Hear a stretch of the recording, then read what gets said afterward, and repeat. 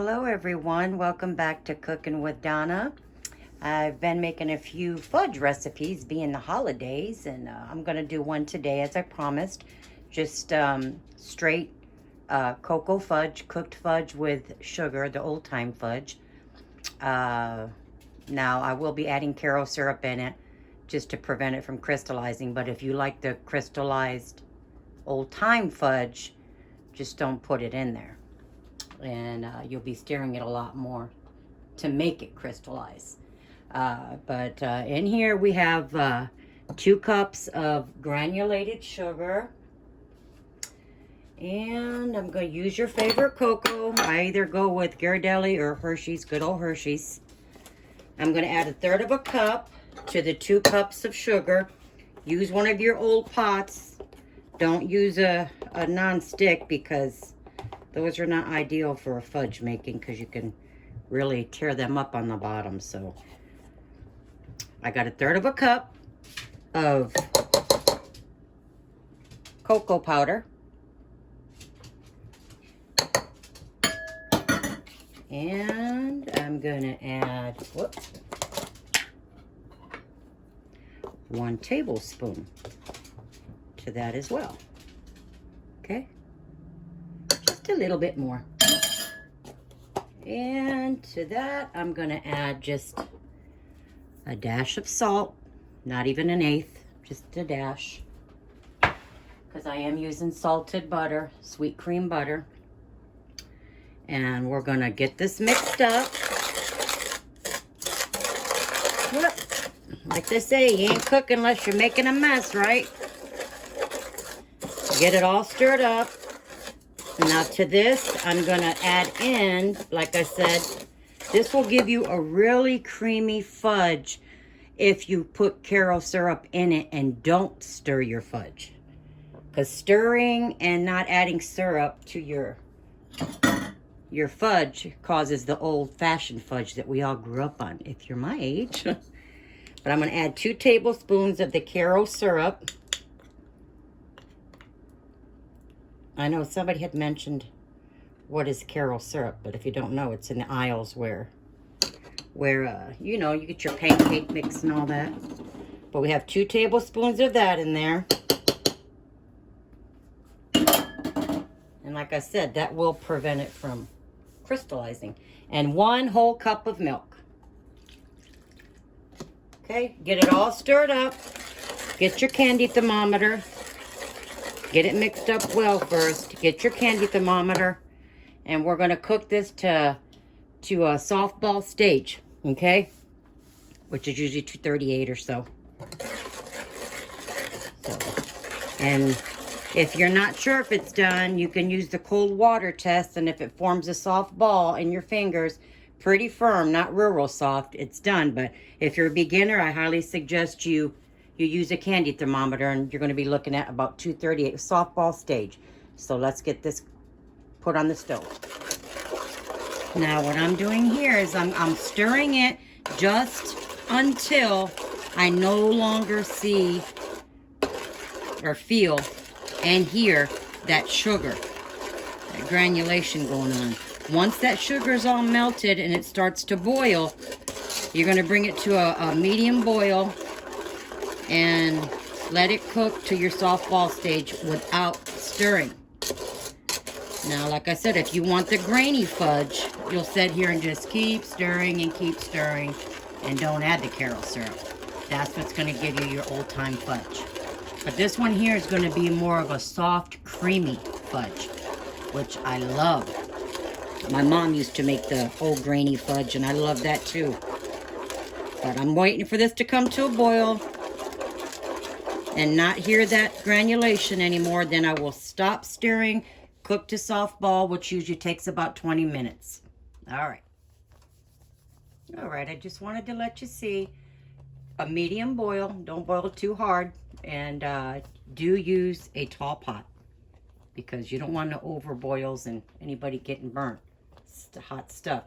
But get yourself like an 8x8. For me, I don't like the 8x8, 9x9s unless I'm going to make a double batch of fudge, and I'm not. So I like to use like a loaf pan or an old square dish that you could just line with foil. Just determines, you know, however thick you like your fudge.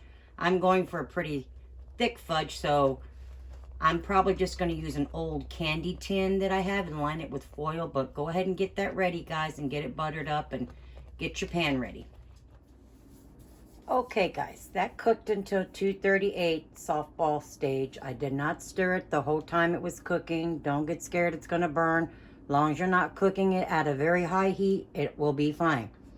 Now, to this, I'm going to add 3 tablespoons of sweet cream butter.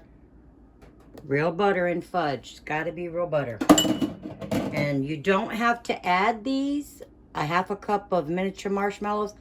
By all means, you can leave them out. Today, I'm just going to throw a few in, and they're going to melt. They just give the fudge a little bit more of a vanilla flavor. It's really good. Now, I'm just going to stir this until the butter is just about melted and the marshmallows, okay? Not too much, because I want this to set and let everything relax. Okay, that's good enough. That heat is going to continue to melt that. We're going to let that set to maybe 8 minutes, depending how cool it is in your house. 8 to 10 minutes, let it set. I would say no longer than 8 minutes. And then you're going to come back and we're going to add some vanilla. So get the muscles ready, because we're going to have to beat this fudge, and it gives you a workout. So we'll be back. We're going to let that set at least 5 to 8 minutes. As tempted as you are, don't stir the warm fudge. Just let it hang out. Alrighty, it's pretty cool in here, so I let it set for 5 minutes. It could take up to 10 minutes sometimes, but you want that sugar and everything to mellow out. And I have 1 teaspoon of vanilla. That goes in last. And now's the time, if you want, add you can add yourself some nuts in here. Now, it's time to see all those marshmallows melted. You want that all to get all melted up. But this here is going to take some time stirring. You're going to have to switch off on arms. Just keep whipping. And this could take anywhere between 8 to 10 minutes.